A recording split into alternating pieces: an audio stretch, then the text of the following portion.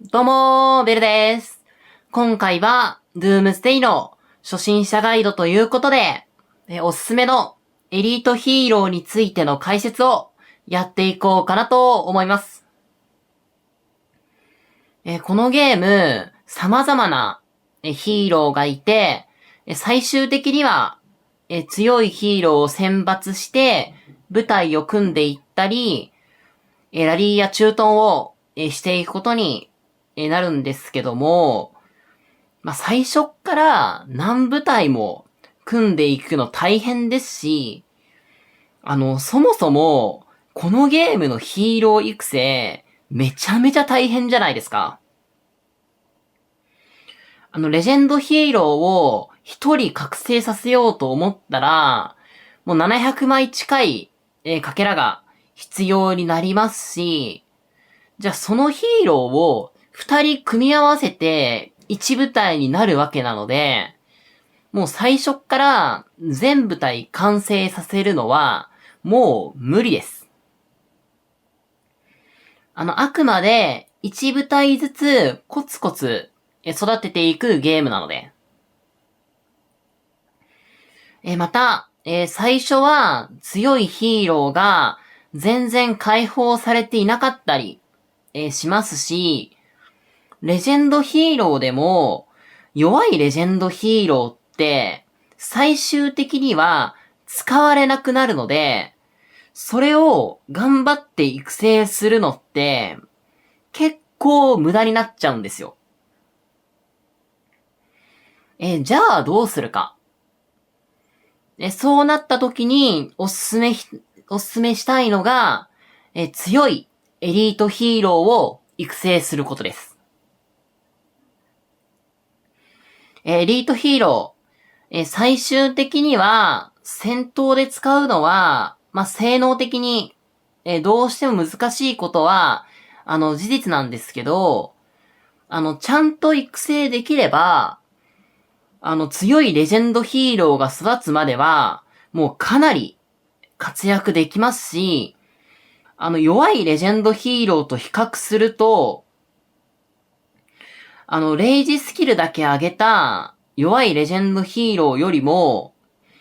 覚醒したエリートヒーローの方が戦闘で強いこと、ザラであります。レジェンドヒーローの育成って、結構星上げやスキル上げ、大変なので、弱いレジェンドヒーローを育成しちゃうと、その分、最終的に本来育成したかった強いヒーローの育成が遅れちゃうみたいなことも起こるので、中長期的な育成の観点からも、エリートヒーローを育てるのって、もう十分に、価値がありますし、ゾンビ狩りなんかは、エリートヒーローの方が適した才能を持っていることって、多いんですよ。なので、エリートヒーローをむしろ使うべきなんですよね。エリートヒーローを使いこなすことで、スタートダッシュの段階で、大きく、ライバルに差を、つけることができるようになると思いますので、ぜひ、今回の動画が参考になれば嬉しいなと思います。では、早速やっていこうと思うんですけども、まず、エリートヒーローの中で、最も育成したいヒーロー。それは誰かというと、こちらのペギーです。もうペギーは、もうゾンビ狩りで大活躍なんですよ。どのヒーローよりも、ゾンビ狩りの適性があるのが、このペギーで、ペギーで、ゾンビやハイブを狩ることで、資源パックを、追加で獲得できたり、さらに、ゾンビやハイブを狩るときに、必要なスタミナを減らせるんですよね。もうこれがもう、あまりに大きすぎて、で、必要なスタミナを減らせれば、その分、たくさんゾンビを狩れることにつながるので、で、このスタミナ減少スキルを持ってるのは、現状、ペギーだけなんですよ。なので、もうペギーは、もうゾンビ狩りでずっと使えるので。で、そしてなおかつ、彼女、覚醒させることで、建設速度が 10% 上がるんですよ。もうこれもめちゃめちゃでかくて、建設速度。もうこれは序盤の育成にかなり響いてくるので。なので、ペギーはドゥームステイを始めたら、もうまず最初に、覚醒させたい、ヒーローなのかなと思いますので、もうぜひ、最優先で、育成していただくのが良いのかなと思います。そして彼女の、スキル上げの、順番についてなんですけど、まず前提として、このスキルの順番で、一番最初にある、こちらのスキルをレイジスキル。それを1スキル。2番目にあるスキルを2スキル。3番目にあるスキルを3スキル。4番目にあるスキルを4スキルと、便宜上、呼ばせてもらってるんですけど、彼女は、4、1、2、3の順番で育成していきましょう。まあ、ただ、最初から4スキルを上げていくのは、星レベルを4まで、最初から上げなきゃいけないということで、大変だと思うので、まずは、レイジスキルを上げて、4スキルが解放されたら、4スキルを上げていくのに、シフトチェンジしていくのでも、全然良いのかなと思います。そしてここからは、エリートヒーロー、用途に分かれるんですよ。ゾンビ狩り、収集、戦闘、大きく分けて、この3つの、パターンがあると思うんですけども、このヒーローはゾンビ狩りで活躍できて、このヒーローは収集でもう大活躍できる。そのようなイメージですね。そして、もうエリートヒーローには、もうゾンビ狩りのスペシャリストが、もうペギー以外にも、いたり、収集のスペシャリストもいます。なので、まずはそちらを、お伝えしていこうと思うんですけども、ゾンビ狩りで、ペギー以外にも使えるおすすめヒーロー。それは誰かというと、ラッセル大尉と、パクと、そして、アケミです。この3人の共通点として、全員、ゾンビハンターの才能を持ってますので、才能ポイントを振ることで、少ないスタミナで効率よく、ゾンビを狩ることができるようになります。特にラステルは、こちらの経験値アップを、持ってますので、アシスタントにしたヒーローのレベリングが、もうかなり速くなるんですよね。その点からも、非常におすすめができるのかなと思います。ただ、彼らは、ゾンビ狩りで使っていけば、自然と、レベルが上がっていきますので、20レベルか30レベルくらいまでは、戦闘マニュアルを、使って上げていっていただいて、もうそこからは、もうゾンビ狩りで、レベルを上げていくのが良いのかなと思います。でも才能は、もう全員、もうゾンビハンターに全振りしていくイメージですね。そしてスキルについてなんですけども、スキルは、ラッセルは、3、1、2、4の順番。もしくは、1、3、2、4の順番。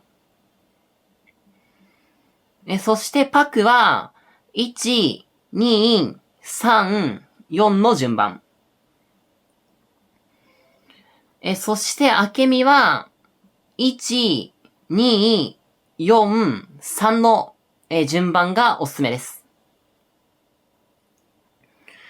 また、アケミについては、ゾンビだけを考えるなら、1、3、2、4の、順番になるんですけども、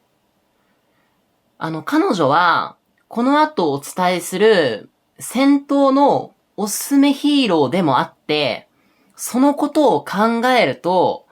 1、2、4、3の順番で上げていくのが良いのかなと思います。また少しエリートヒーローの話からは脱線しちゃうんですけども、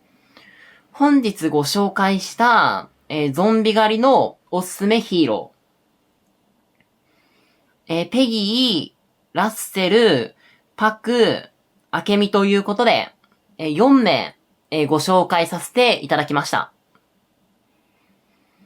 ただ、ゾンビ狩りをするんだったら、最大、5部隊出せるということで、5名のヒーローがリーダーとして必要ですね。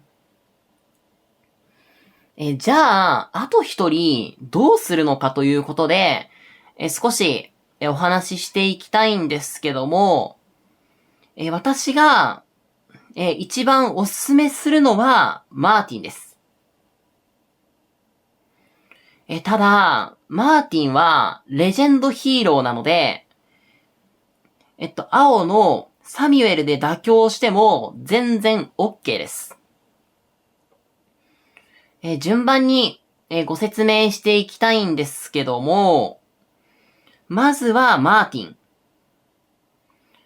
彼は何と言っても経験値 50% アップが魅力ですね。ラッセルは、経験値、プラス 35% だったんですけども、マーティンなら、もう最大で、プラス 50% になるんですよね。もうこれが、マーティンの魅力です。ただ、レジェンドヒーローなので、どうしても星上げが結構大変なんですよね。なので、最初は、サミュエルで妥協しておいて、少し余裕ができたら、マーティンに、切り替えていただくのが良いのかなと思います。で、マーティンの、スキル上げの順番は、3、1、4、2。そして、サミュエルのスキル上げの順番は、1、3、2、4で上げていただくのが良いのかなと思います。で、どちらも、才能はもうゾンビハンターに、全振りで良いのかなと思います。なので、効率よく、ゾンビを飼っていくためには、今回ご紹介した、ゾンビ狩り用のヒーローをリーダーにしていただいて、アシスタントにレベル上げをしたいヒーローを、設定していただくのが良いのかなと思います。では次に、収集用ヒーローということで、お伝えしていきたいんですけども、エリートの収集用ヒーロー。アレクサンダー、シーやジェレミー。この3名ですね。で、この3名、もう全員優秀で、収集に必要不可欠なんですよね。もう全員今後、長く使うヒーローです。で、このゲームにおいて、どれだけ効率よく収集できるかというのは、もう本当に成長に大きく、関わってくることで、収集を効率よく行うためには、収集才能を持ってるヒーローが必要不可欠なんですよね。もう3人とも長く、使うヒーローになりますので、もうぜひ育成していただくのが良いのかなと思います。ただ、あくまで収集のためなので、無理にレベルを上げすぎなくて OK です。目安としては、収集才能を全部振り切るために必要な、才能ポイントを得られるレベルというのが44レベルなので、44レベルまでの育成で OK です。でも、そしてとにかく収集才能に振っていきましょう。で、スキルについては、アレクサンダーが2、4、1、3。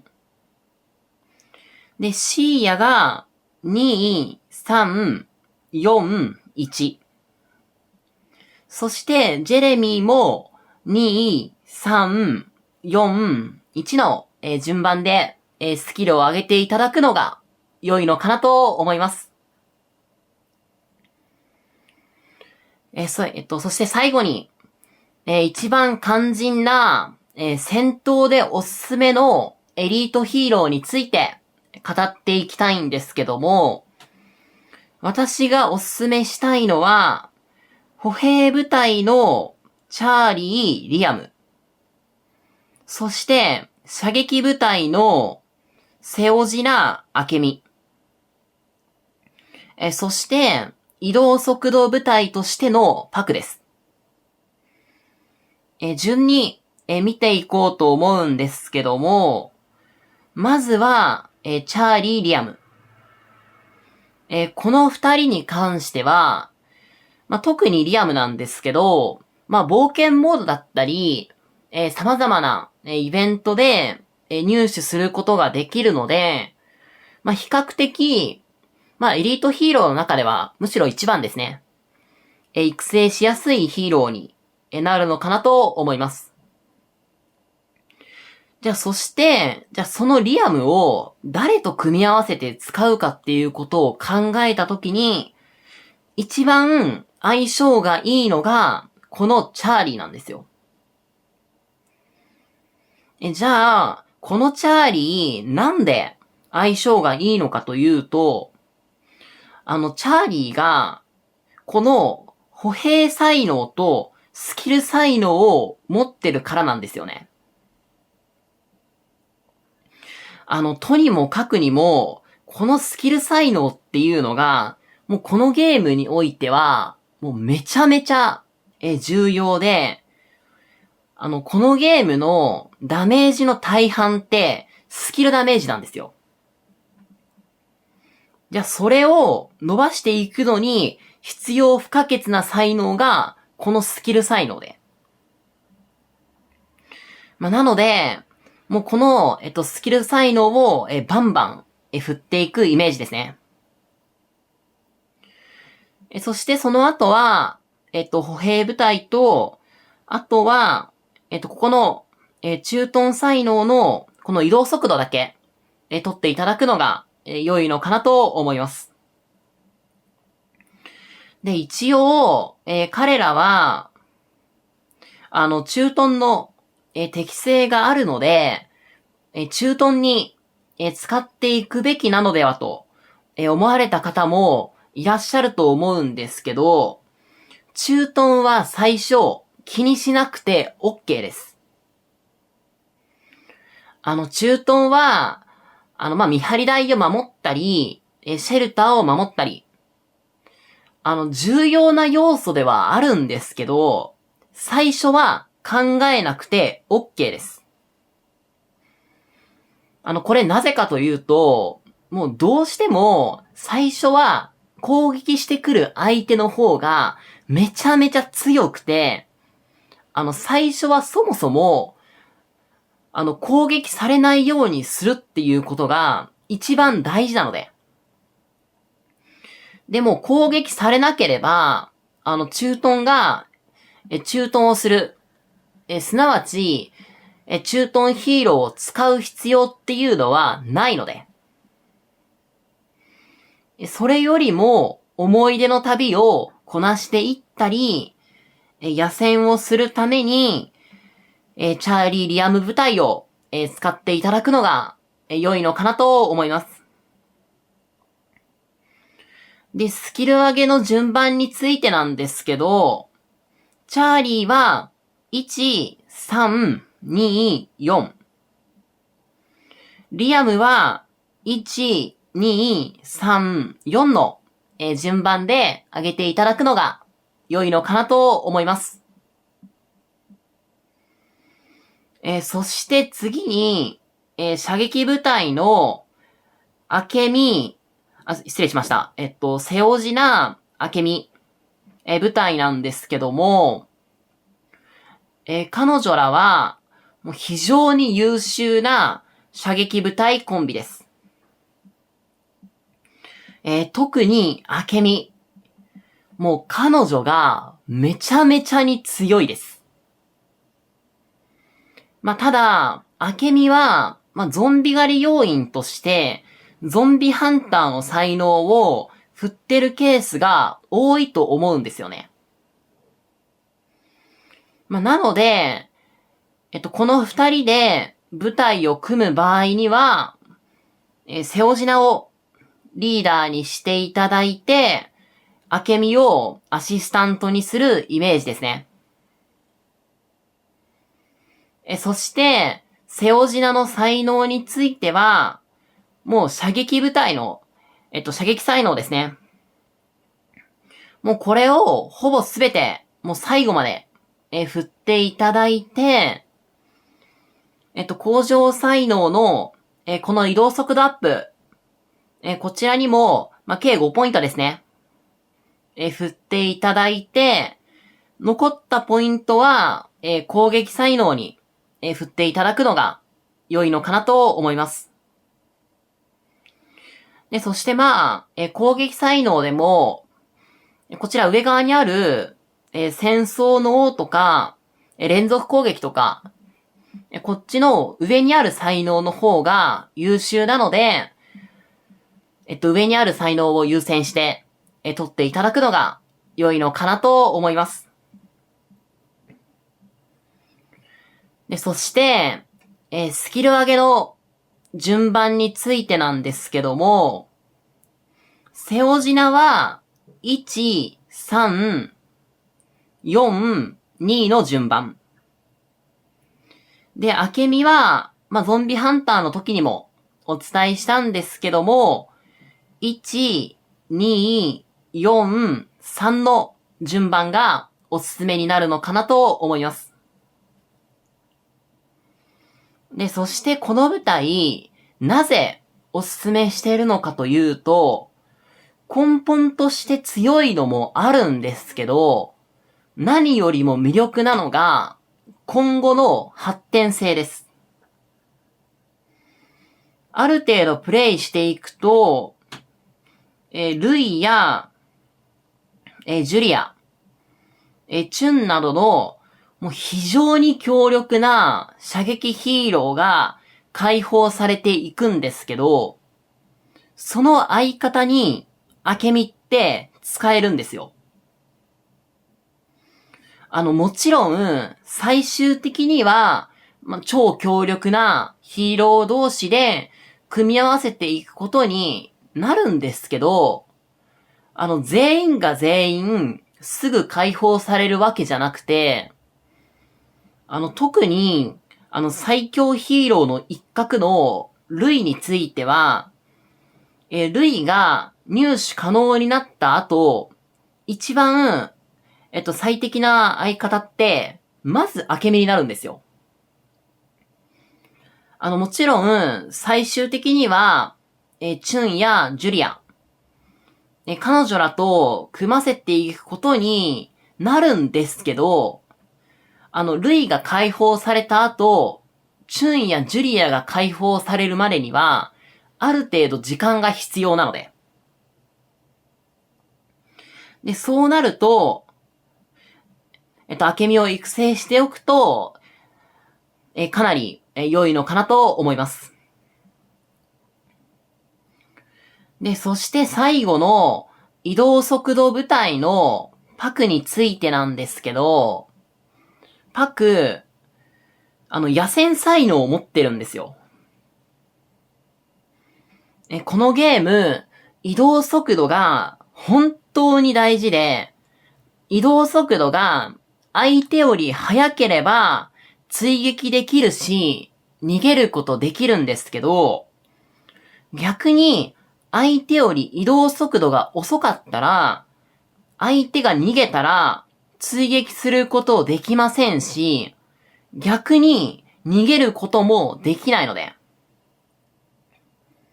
なので、移動速度は非常に重要です。その移動速度を大幅に上げていけるのが、こちらの野戦才能で、野戦才能を持っているっていうだけで、めちゃめちゃ価値があります。彼の野戦才能を振って、リーダーにすることで、ウォーター戦争や、バウンティーなどで活躍させることができます。ただ、この移動速度部隊については、